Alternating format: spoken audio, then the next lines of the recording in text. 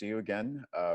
I hope that your weekend was good. But I'm excited for our conversation today. Yeah, same. It was good. Thanks. And congrats to you on your fantastic score. 169. It's amazing.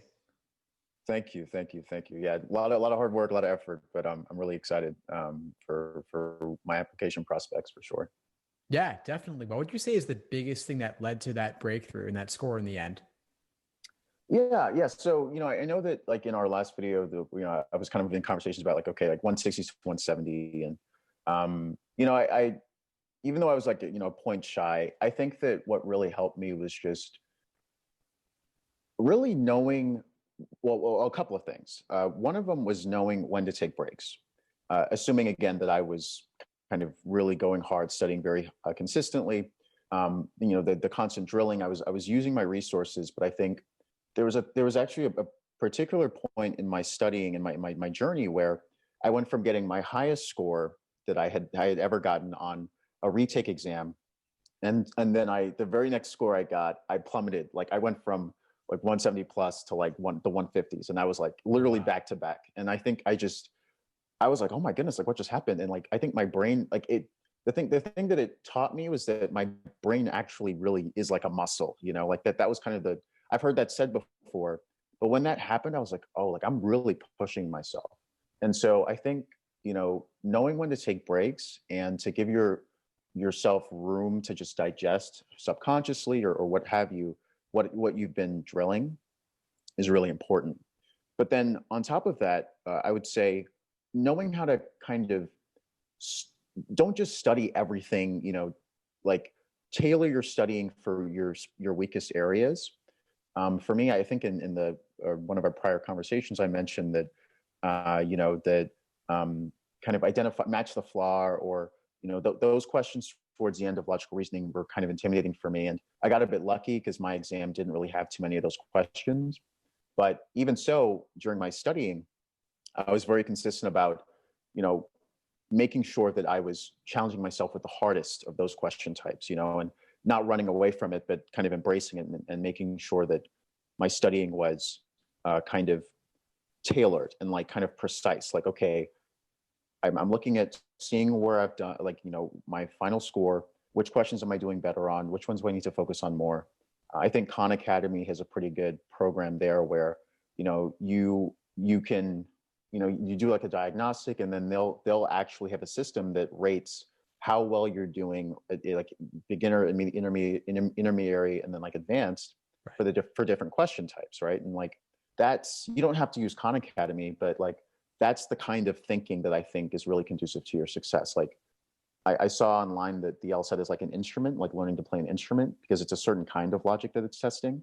And I really feel like that analogy is apt. Like, what would you do if you're trying to learn an instrument, right? Like, if maybe your breathing techniques you're pretty good, then maybe you're working on your hand positioning, right? Or like, but you have to think through like, okay, what specific things are perhaps an obstacle or a barrier or the next hill I have to climb over, and knowing how to kind of block out all the other stuff, right? Like not wasting time, being very efficient.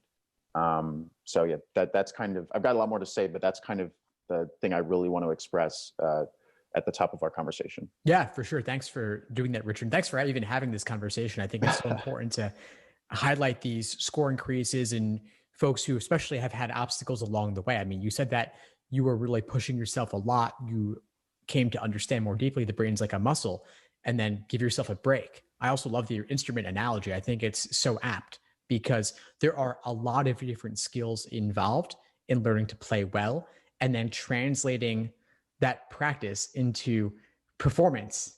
Right, right, right. Definitely the And parallels continue. So I love yeah, that. I, yeah. I wanted to ask you, what was your schedule like before you had that score drop? What were you doing that you might have come to realize later was too much? So I definitely didn't do the whole like practice exam every day. Like I knew enough about that. Like, don't, that's not going to help. But I think that I was taking a class at one point. I was taking a class, and I had class homework, and then I was also trying to do my own studying next to it. And because of COVID, my employment situation was a little bit kind of had taken a bit of a breather. So I had more time, but I think I was just, it was just like constant. Like there was always something that I was doing. I also started working with a study partner, and she was great. She's great.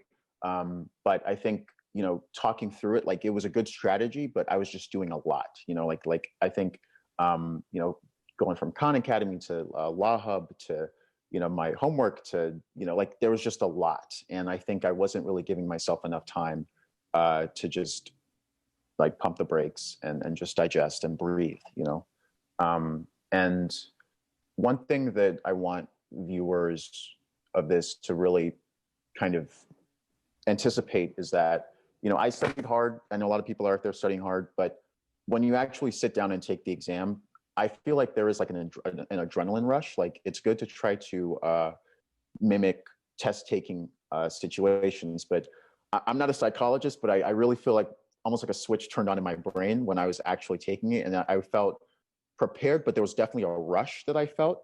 And I think that, that's why I would say in the week leading up to it, like, do your best to just, slow the train down a bit. Like, don't try to do too much. Cause I think having all of your calm and like breathing exercises, whatever you need to do, meditation, like, so that when you actually open up the exam and your brain subconsciously realizes this is it, this is the real deal. Because I wasn't, especially the first time I took it, I wasn't banking on that. I had registered for another, like, it was October and November. Like, I wasn't thinking like this is it. But even so, I still felt like my heart was pounding, and so I think just, again, being kind to yourself and making sure that you're giving yourself enough time to prepare. I think definitely 6 months or more if you're trying to, get a top score. I wouldn't. I wouldn't. I've been talking to friends, people that I know who are in the same boat as me, and it's like they're just getting started and they're registered for like January. It's like you got to give yourself room, and to build that base of confidence. I think it's essential. But yeah, that's something I wanted to express too. Yeah, no, I think you're right that to achieve your fullest potential, you want to give it 5, 6 months. I mean, to give Yeah, yourself a month and a half, I mean, you might improve a little bit, but you're not going to reach anywhere close to what you could. This exam is just complex and requires more of you. yeah, it does. It does. And another thing I want to express to people that worked for me. So I mentioned taking a class. I took the Princeton Review. And here's the thing. Here's the thing that I learned. So I had a great experience with the Princeton Review, but so when I didn't get to choose my teacher, and I signed up for a time slot, and I had a certain instructor who was associated with that time slot. And long story short, one day she had this substitute, and the substitute was nice, but her handwriting wasn't as good as my teacher's. And as I was it was just like a day or two, but like, I'm like, wow, like if the sub was my main teacher, then I would kind of would have been out of luck, because like her handwriting wasn't that great. And so I just realized how a bit of luck played into it. And so take that for what it is. Maybe if you think having a tutor one-on-one, like something that you can kind of ask more questions, like, okay, what's your experience? Like, see their handwriting, see their work, or whatever their their experience has been. But I think another thing for the class is that I'm grateful that I didn't start when I started my LSAT journey. So I had already been studying for a couple of months before my class started, probably 4 months or so, maybe 4 or 5 months. And I realize now that if I had started when I first began with the class, I would have been learning so much, but I wouldn't have really known how to ask specific questions that were tailored to my strengths. And I think that there was a bit of a power I had, and like a confidence boost where, like, I'm doing well, I'm knocking out the homework assignments, and I know what to ask, and I know what my weaknesses are, so I can kind of use my instructor more efficiently than if I'm just getting started and everything's new and I don't know anything, you know what I mean? So I think if you're looking at the class direction, which again assumes that you're giving yourself more time, which you should, you might want to study for a bit on your own and then see like what's working, what's not working, and then start a class so that you can kind of have a more tailored experience.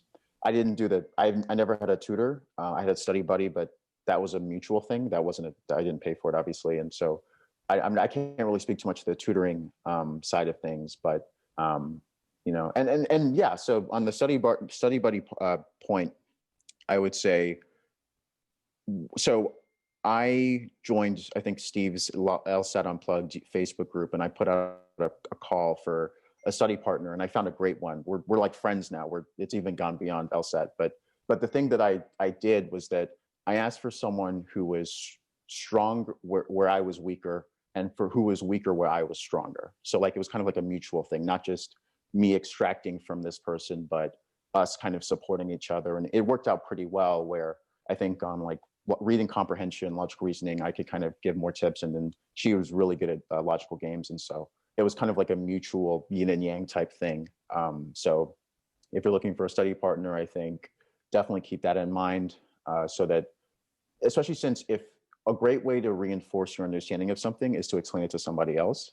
And so it's not just passive, like they're just talking at you. You're talking, it's mutual. It's discursive. And so that's also something I would suggest for folks watching at home. Those are some great points. I think with regard to the study partner relationship, it really is the chance to talk things out, to have that back and forth, and to be challenged. And then you went in with a nuanced request for somebody who was strong where you were weak, and presumably vice versa as well. So that way there could be you could benefit each other, and you could be sounding boards for each other and clarify things in a safe environment.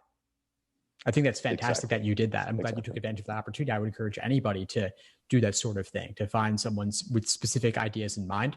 Back to the class though, I think it's interesting what you said about going in knowing something already for the confidence boost. And also I think another benefit there is that you can then place the information you're receiving in context with what you already know.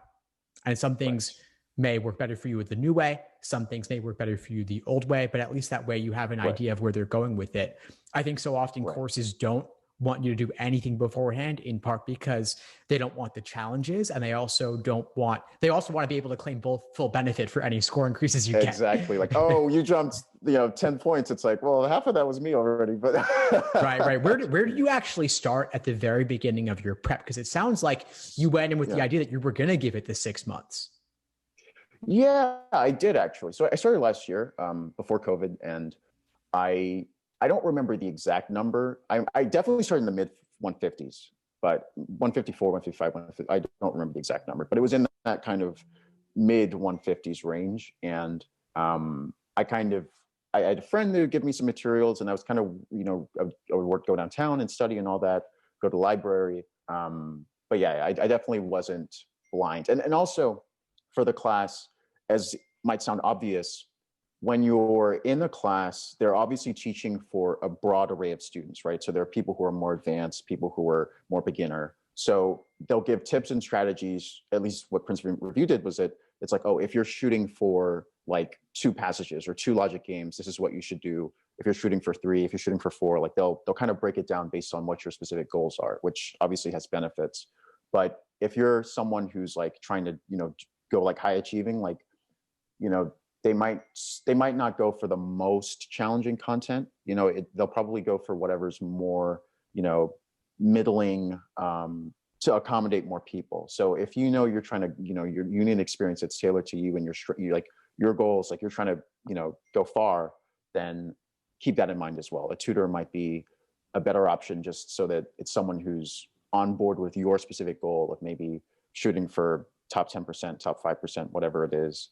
And, not someone who's trying to accommodate more people beyond you and your specific goals.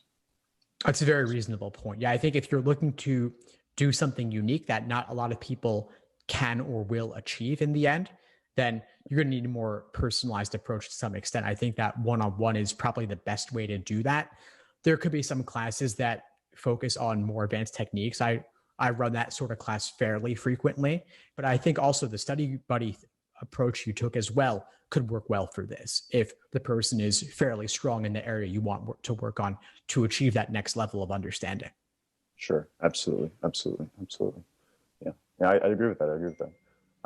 I'd also recommend that people not, don't stress, try not to spend so much time on message boards like Reddit, because sometimes it's like, there's a very frenetic, anxious energy, and it'll kind of pollute your own confidence. Like try to block out external stimuli, and find a community of people that understand what you're going through. The LSAT is an interesting exam because a lot of people don't really understand it. And, you know, it's sometimes like I got a 163. Like, what does that mean? I got a 156. What does that mean? Right. Like, so I think finding other people who get it, you know, because it's a kind of a complicated thing to even explain to people. Like, you know, what is a logic game, right? It's kind of like Sudoku. It's kind of like a word puzzle. Like what is it, right? Like, so I think finding people who you can connect with and help you, yes, challenge you, push you, encourage you, but also just help you feel at ease about this whole journey. And then last thing I really want to get across is that don't neglect other areas of your application. So the LSAT's obviously very important.